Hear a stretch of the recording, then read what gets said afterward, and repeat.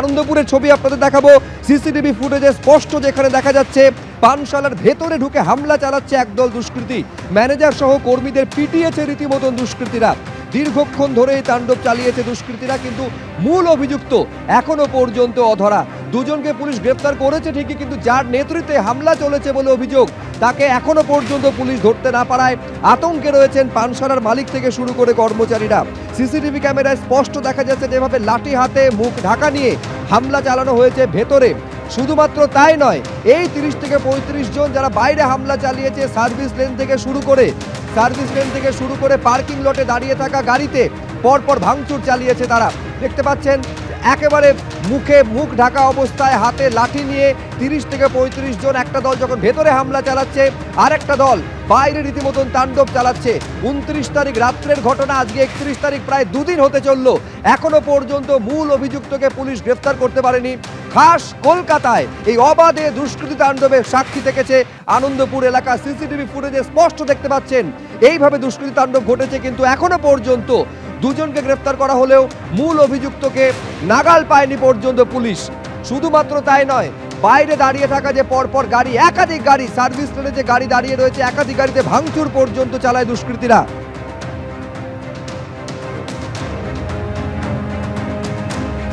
অন্তত 30 থেকে 35 জন তারা হামলা চালিয়েছে। 29 তারিখের ঘটনা, আজকে 31, দুদিন পেরোতে চললো, কিন্তু এখনো পর্যন্ত মাত্র দুজনকে পুলিশ গ্রেফতার করেছে। দল বেঁধে হামলা চালাতে স্পষ্ট দেখা যাচ্ছে সিসিটিভিতে, কিন্তু পুলিশের হাতে শুধুমাত্র দুজন, তাও মূল অভিযুক্তকে ধরতে পারেনি পুলিশ। আমরা এই মুহূর্তে আনন্দপুরে পানশালার সামনে রয়েছি। এই পানশালার সামনেই গত পরশুদিন বেপরোয়া দুষ্কৃতী দৌরাত্মের ছবি ধরা পড়ে। ঘড়ির কাঁটায় তখন রাত 11:30।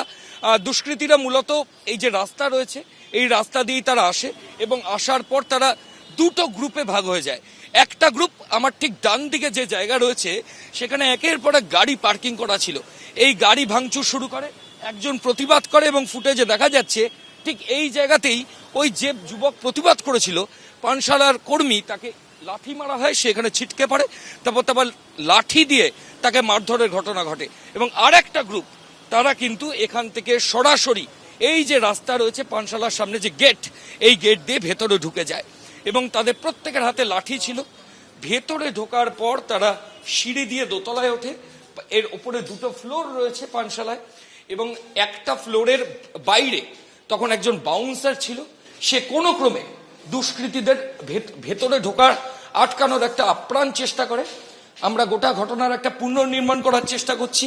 এই যে দরজা আমাদের ক্যামেরা পার্সন দেখাচ্ছে, এই দরজার সামনেই তখন বাইরে থেকে 4 জন দুষ্কৃতী দরজা ঠেলছে এবং ভেতরে একজন বাউন্সার সেই 4 দুষ্কৃতীকে আটকানোর চেষ্টা করছে।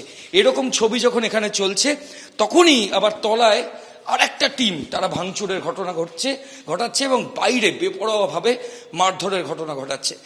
গোটা ঘটনার পেছনে সঞ্জয় দাস নামে এক যুবক রয়েছেন, যিনি মা তারা সিন্ডিকেটের সঙ্গে যুক্ত, এমনটাই এই পানশালা কর্তৃপক্ষের দাবি। তার নাম এফআইআরও পুলিশ আধিকারিকদের রয়েছে। দুজনকে পুলিশ আধিকারিকরা ইতিমধ্যে গ্রেফতার করেছেন, যদিও মূল অভিযুক্ত সঞ্জয় এখনো পর্যন্ত অধরা এবং ফুটেজেই অন্তত 35 থেকে 40 জনকে দেখা যাচ্ছে, এমনটাই পানশালা কর্তৃপক্ষের বক্তব্য। তারা কোথায় গেল, কেন তাদের ধরতে এত সময় লাগছে, সেই প্রশ্নই কিন্তু উঠছে। ক্যামেরা অতনু কুণ্ডুর সঙ্গে ময়ূখ ঠাকুর চক্রবর্তী, এবিপি আনন্দ, কলকাতা। সেদিন রাতে প্রায় 11:30টার সময় আমি উপরে ছিলাম। হঠাৎ একটা বাউন্সার এসে নিচে থেকে আমাকে বলছে, স্যার নিচে মারামারি হচ্ছে। আমি নিচে গিয়েছি, মেন ডোর বন্ধ ছিল, কাঁচের যে ছিল দেখার জায়গা, ওখান থেকে দেখছি অনেকটা লোক, প্রায় 30-40 জন ওইদিকে লাঠি ফাঠি নিয়ে এসে বাইরে যত গাড়ি আছে সব ভাঙচুর করছে, বারের সাইনবোর্ডকে ভাঙচুর করছে। আমাদের সব স্টাফ বৃষ্টির জন্য ভিতরে ছিল। টাইম কটা হবে? টাইম ওই 11:30 ঠিক ভিডিও ফুটেজ আমি দেখেছি। 11:30 মধ্যে সবাই ঢুকেছে, আর যেহেতু বৃষ্টি হচ্ছিল সব লোক ভিতরে ছিল, বাইরে লোক নেই। আর ওরা বাইরে যত গাড়ি ছিল সব ভেঙেছে, যত বাইক ছিল সব ভেঙেছে। রাস্তায় যে লোক যাচ্ছে তাকে মেরেছে। সে সামনে সে টাইমে আমার 4টা স্টাফ আসছিল, ওকে মেরেছে। 4 জনের, একজনের হাত ভেঙেছে, একজনের 4টা স্টিচ হয়েছে, আর 2 জন সামান্য রকম চোট লেগেছে। এরপরে আমরা সঙ্গে সঙ্গে পুলিশকে ফোন করি। পুলিশ তাড়াতাড়ি 5-7 মিনিটের মধ্যে পুলিশ চলে আসে, কিন্তু এরা 3-4 মিনিট মধ্যে এইসব ভাঙচুর করে সবাই বেরিয়ে যায়। এই যে যারা করলো, এদের কি মুখে রুমাল বাঁধা ছিল সব? সবার মুখে রুমাল বাঁধা ছিল, আর পরে দেখলাম 1-2টা লোকের মুখে রুমাল খুলে গেছে। আরো বিস্তারিত আমরা এই নিয়ে জানবো, কথা বলবো আমাদের প্রতিনিধি ময়ূক ঠাকুর চক্রবর্তীর সঙ্গে। ময়ূক, সিসিটিভি ফুটেজ এটা স্পষ্ট যে দল বেঁধে অন্তত 30 থেকে 35 জন হামলা চালিয়েছে, এবং যে সময় হামলা চালানো হচ্ছে এটাও দেখা যাচ্ছে যে ইএম বাইপাস অর্থাৎ ইস্টার্ন মেট্রোপলিটন বাইপাস দিয়ে পরপর গাড়ি ছুটে চলেছে। এত বড় একটা ঘটনা ঘটে গেল, দুষ্কৃতীরা অবাধে তাণ্ডব চালিয়ে গেল, কিন্তু গ্রেফতার মাত্র 2। দেখো সুব্রজিৎ, একদমই সেই প্রশ্ন কিন্তু উঠছে, কারণ এমনটা নয় যে গোটা ঘটনা একটা রিমোট প্লেসে হয়েছে যেখান থেকে লোকাল থানার দূরত্ব অনেক বেশি। গোটা ঘটনাটা ঘটছে ইস্টার্ন মেট্রোপলিটন বাইপাসের উপর, যেখান দিয়ে প্রচুর অফিস যাত্রী, সাধারণ মানুষ সারাদিন গাড়ি চলাচল করে, গাড়ি নিয়ে যাতায়াত করেন, এবং তার পাশে যে সার্ভিস লেন, তাই সেখানেই এই দুষ্কৃতী দৌরাত্ম্য হচ্ছে এবং সবার সামনে। সবচেয়ে বড় কথা, যে বারে এই গোটা ঘটনা পানশালায় হচ্ছে তার পাশে আরো রেস্তোরাঁ রয়েছে, সেখানেও অনেক গেস্ট এসেছিলেন যারা ডিনার করতে এসেছিলেন। তাদের যে গাড়ি, সেগুলোও কিন্তু বেপরোয়া এই দুষ্কৃতী তাণ্ডবের বলি হয়েছে, সেগুলোও ভাঙচুর করা হয়েছে। সাধারণ মানুষ এলাকার তারা প্রশ্ন তুলছেন যে 35 থেকে 40 জনকে এই গোটা আক্রমণের পেছনে দেখা গেল, এবং এটা একটা সংগঠিত অপরাধ। এরকম নয় যে হঠাৎ করে কোনো ঘটনার প্রেক্ষিতে হয়েছে। প্রত্যেকে প্রস্তুত হয়েছে, হাতে লাঠি নিয়ে তারা অ্যারেঞ্জ করেছে, এরপর তারা সংগঠিতভাবে একসাথে এসেছে দল বেঁধে, এসে এক জায়গায় হামলা চালিয়েছে, তারপরে সেখান থেকে চলে গেছে। এই তারা গোটা ঘটনা ঘটালো এবং মাত্র 2 জন অ্যারেস্ট হয়েছে, এই প্রশ্নই কিন্তু এলাকার লোকেরা তুলছেন। এবং সঞ্জয় দাস, যিনি মূল অভিযুক্ত, সেও তো স্থানীয় বাসিন্দা, কাজী ব্যবসায়ী, ওই পানশালার মালিক সহ এলাকার বাসিন্দাদের যেটা অভিযোগ যে সঞ্জয় দাসকে দ্রুত গ্রেফতার করতে হবে, কারণ তিনি যেভাবে দুষ্কৃতী দৌরাত্ম্যকে নেতৃত্ব দিয়েছেন, তাতে এই ব্যবসায়ী সহ ওখানকার স্থানীয়রা তারা এখনো যথেষ্ট আতঙ্কের মধ্যে রয়েছেন। 2 জন নয়, এই ঘটনায় যারা সরাসরি যুক্ত প্রত্যেকের গ্রেফতারির দাবি কিন্তু ওই অভিযোগকারী ব্যবসায়ী থেকে স্থানীয়রা সবাই দাবি করছেন। যদিও পুলিশের বক্তব্য যে ইতিমধ্যেই যে জিনিস দিয়ে ভাঙচুর করা হয়েছে সেই জিনিস বাজেয়াপ্ত হয়েছে, 2 জনকে অ্যারেস্ট করা হয়েছে, বাকিদের খোঁজে তল্লাশি অভিযান চলছে, এবং খুব দ্রুত এই সঞ্জয় দাস সহ বাকিদের পুলিশ আধিকারিকরা গ্রেফতার করবেন। তারা ইতিমধ্যেই সার্চ অপারেশন শুরু করেছে। বেশ ময়ূক, আপাতত তোমাকে ধন্যবাদ, কিন্তু এখনো পর্যন্ত প্রশ্ন এই কারণে উঠছে যে প্রায় 2 দিন পেরোতে চললো, কিন্তু গ্রেফতার মাত্র 2 জন। বিজেপি কাউন্সিলর সজল ঘোষের সঙ্গে ফোনে আমরা এই মুহূর্তে যোগাযোগ করতে পেরেছি। সজলদা, কি বলবেন? এটা কোনো পাণ্ডব বর্জিত কোনো জায়গা বা প্রান্তিক কোনো জায়গা নয়, খাস কলকাতায় একেবারে ইএম বাইপাসের সামনে এই ঘটনা ঘটছে। 30 থেকে 35 জন শুধুমাত্র বাইরে হামলা চালাচ্ছে না, তারা দরজা ভেঙে পানশালার ভেতরে ঢুকে ম্যানেজার কর্মীদের বেধড়ক পেটাচ্ছে, এবং ইএম বাইপাস দিয়ে তখন একের পর এক গাড়ি ছুটে চলেছে। পুলিশ গ্রেফতার করতে পেরেছে মাত্র 2 জনকে। না 2 জন তো গ্রেফতার করেছে, ওটা নিয়ম রক্ষা বলে, ওটা নিয়ম রক্ষা, যে আমরা ধরেছি, এমন তো নয় যে ধরিনি, আমরা কিছু করিনি তা নয়।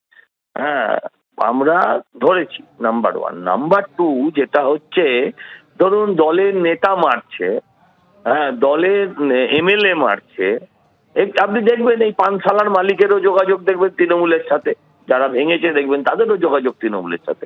আমি ব্লাইন্ডলি বলে দিচ্ছি, আগে আমি কিছু না জেনে বলে দিচ্ছি, কারণ পানশালা চালাতে পারবে না হ্যাঁ তৃণমূলের সাথে লোয়ার লেভেলে যোগাযোগ না রেখে, আবার পানশালায় গিয়ে মারপিট করে আসবে, এটা কোনো ভদ্রলোকের ছেলে হবে না, তৃণমূলের ছেলেরা চালা। তো ন্যাচারালি এটা দেখবেন 2টো গোষ্ঠীর লড়াইতে পরে দাঁড়িয়ে যাবে। হ্যাঁ, সেই কারণেই পুলিশ কারোর কথায় অভিযোগ নিয়েছে, আবার কারোর কথায় 2 জনকে ধরেছে। যারা পানশালায় মারামারি করেছে বা যাদের ভিডিওতে দেখা যাচ্ছে, তারা কেউ জায়েন্ট সিং নয়, তারা কেউ শাহজাহান নয়, তাদের প্রত্যেকের নিশ্চয়ই এই পানশালায় নিয়মিত আসা যাওয়া আছে। তাদেরকে পানশালার কর্মীরাও চেনে, স্টাফেরাও চেনে, ম্যানেজমেন্টও চেনে, পুলিশও জানে।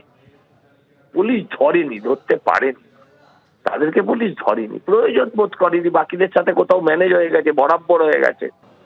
আসলে দেখুন, এই ঘটনা যতক্ষণ ধরে চলছে, পাশেই আনন্দপুর থানা, একটা মুহূর্তে একটা গুলি চালিয়ে চলে গেল, বুঝলাম পুলিশ খবর পেয়ে আস্তে আস্তে যার পালানোর পালাবে।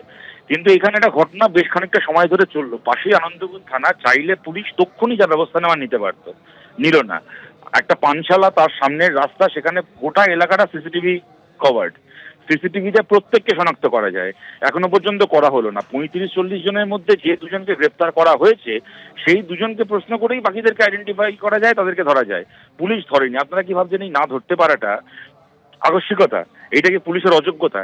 আপনারা জেনে রাখুন, আমরা বাংলার মানুষ, আমরা সবাই এটা জানি, হাড়ে হাড়ে টের পাচ্ছি, এই ধরনের ক্রিমিনাল গ্যাং যারা আছে বেসিক্যালি তাদের সঙ্গে বোঝাপড়া করে তাদের টাকাতেই এই পুলিশদের এখন ঘর সংসার চলে। যারা গিয়ে পানশালার সামনে ভাঙচুর করবে, গুন্ডামি করবে, মস্তানি করবে, তারাই দেখবেন এলাকায় পুকুর ভরাট করবে থানাকে টাকা দিয়ে, তারাই বেআইনি বিল্ডিং করবে স্কোয়ার ফুট মেপে মেপে ঢালাইয়ের আগে থানাকে টাকা দিয়ে। থানার police, sub inspector, inspector, OC, এরা মাইনে পায় যত টাকা তার থেকে বেশি টাকা ওরা ইনকাম করে এই ধরনের ক্রিমিনালদের ক্রিমিনাল অ্যাক্টিভিটির কাছ থেকে।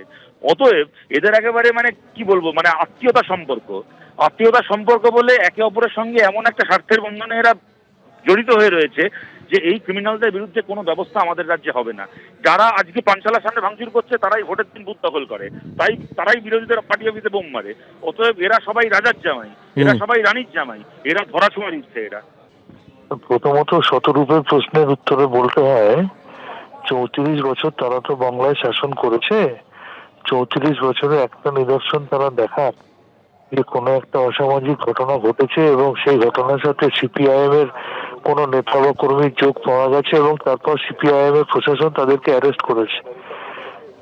এই রাজধর্ম পালন করতে পারেনি বলেই তো বাংলার মানুষ তাদের শূন্য করে দিয়েছে।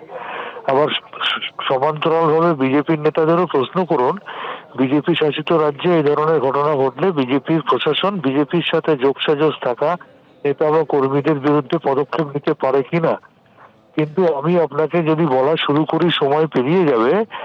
মুহুর্মুহু ঘটনা আমরা দেখাতে পারি যেখানে আমাদের সরকার রাজধর্ম পালন করেছে, যেখানে আমাদের দলের সাথে যুক্ত কেউ অসামাজিক কাজ করে থাকলেও তাকে রেহাই করেনি এবং প্রশাসনও রাজ্যের শাসক দলের কেউ কোনো অন্যায়ের সাথে যুক্ত থাকলে তাকে রেহাই করেনি। এখানে পুলিশ প্রশাসন সক্ষ, দক্ষ, তৎপর এবং নিরপেক্ষভাবে কাজ করে, এক্ষেত্রেও করেছে, আগামী দিনেও করবে। এই রাজধর্ম একমাত্র মমতা ব্যানার্জি সরকারই করতে পারে, না অতীতে সিপিএম পেরেছে, না বিজেপি তার নিজেদের রাজ্যে পারে।